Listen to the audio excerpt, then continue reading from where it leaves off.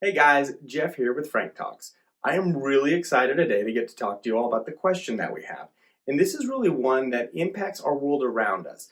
I'm talking about science and our faith. Science and is faith compatible with science?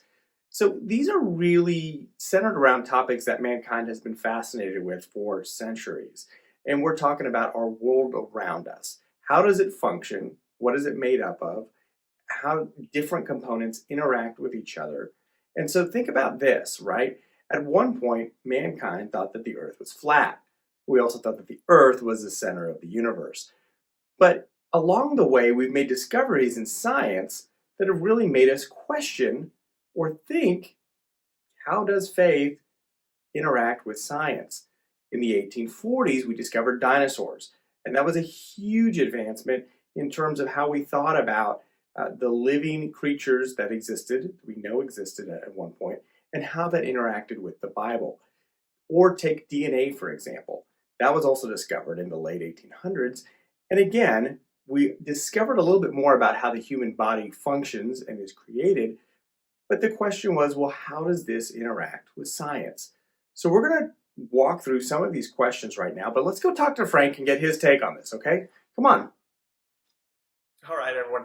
So we're here with Frank to ask our question about science and God. So, hey, Frank, how's it going? I'm doing great, Jeff. Good to see you today, and good to be with everybody today as well. Great. So the question that we've got, Frank, today is about God and science, or faith and science. Are those two opposed? Are they mutually exclusive? Can you get one and not the other? How does that work, Frank? Can you help us out with that? It really is a great question, Jeff, because there's so many people that struggle. They think, well, I can't be a religious person, or I can't be a Christian if I'm a scientist, and vice versa kind of thing. But in my opinion, there's nothing that says that we cannot be scientists. In fact, we need to follow science because over the years, there's just been so much evidence of the way things have changed. An example would be Galileo back in the 1600s was a very prominent astronomer that you've probably heard of, Galileo, the great astronomer. And he began to postulate that the Earth was not the center of the universe, that the Earth actually revolved around the sun.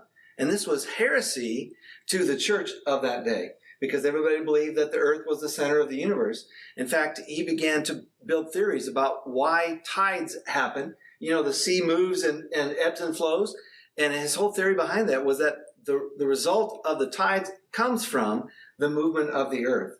And it became so problematic for Galileo that he actually got put on trial by the Roman Church and put in prison for the last several years of his life because of this theory. And it happened because the church believed that the earth was the center of the universe, but it was something that science began to prove differently. And we need to remember that our eyes get opened along the way as scientific method is used and as it begins to help us understand the way things are, the way they are. A couple of centuries later, back in the 1800s, Darwin, who's famous for his theory of evolution, began to speak about the way that evolution helps us understand the processes of the why we are the way we are. And he is someone that was obviously a very religious person as well and struggled a lot with his theory at first, but began to recognize that there was something to it. And it's important for us as Christians to think with our brains, think with our heads. And there's so much evidence in the world about why science is important and why things work the way they do. But the problem with it is that people want to use science to disprove the existence of God. And I know people do that. But if you want to go back and start talking about the creation of the universe, the whole Big Bang Theory thing is that it's something that science cannot prove, because scientists believe that these certain things happened, and as a result of those certain things happening, this cloud of dust eventually exploded and is the cause of the universe, and everything is expanding at this rate in the world now. But you cannot explain scientifically where that matter came from. If that makes sense, I hope that makes sense to you guys. All this cloud of dust that supposedly proves the Big Bang Theory, where did that stuff come from?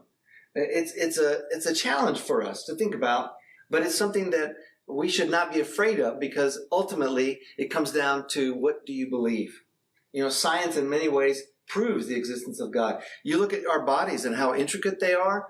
It's hard for me to begin to think that this body of mine was created by accident, if you will, through evolution. I'm not opposed to people who think that evolution is reality, but God is the one that created all that is. Yeah, no, that's a really good point, Frank. And, it kind of makes me think of, what you said there, how everything is so fine-tuned in our universe today.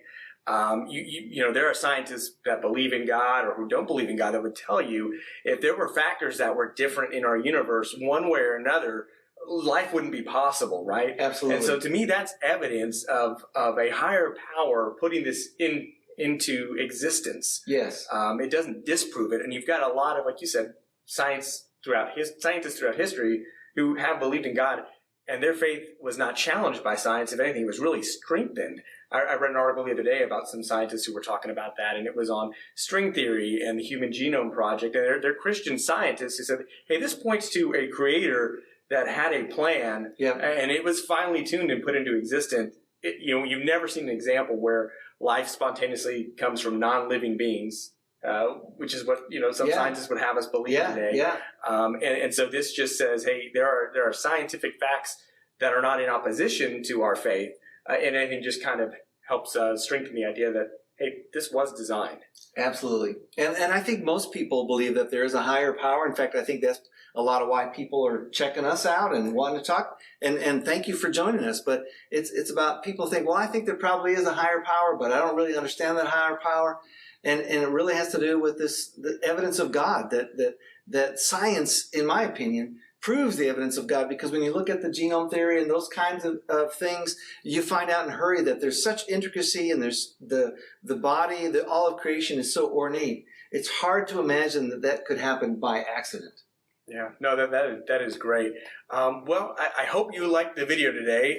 Frank, what can they do if they like the video? What do they need to do? They need to click and like it, right? And subscribe. Please like and subscribe it, and check us out on YouTube and Instagram and Facebook. Yeah, and then if you don't have those things, or if you want to reach out to us directly, feel free to shoot us an email. It's franktalkstuesday@gmail.com. Absolutely. Thanks for jumping in with us.